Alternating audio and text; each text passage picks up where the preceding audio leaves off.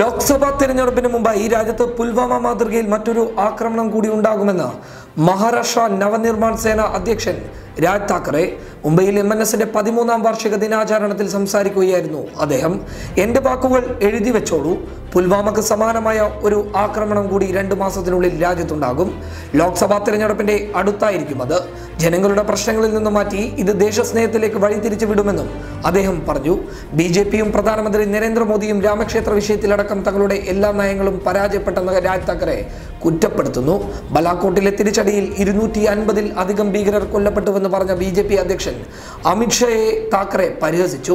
വ്യോമാക്രമണത്തിൽ പങ്കെടുത്ത സഹ പൈലറ്റുകളിൽ ഒരാളായിരുന്നു അമിത് ഷാ എന്നായിരുന്നു രാജ് താക്കറെയുടെ ചോദ്യം.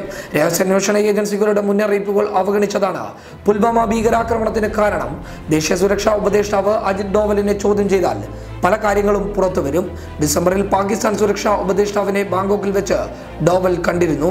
കൂടിക്കാഴ്ചയിൽ എന്താണ് ചർച്ച ചെയ്തതെന്ന് അദ്ദേഹം വെളിപ്പെടുത്തണമെന്നും രാജ് താക്കറെ ആവശ്യപ്പെട്ടു. News desk public Kerala.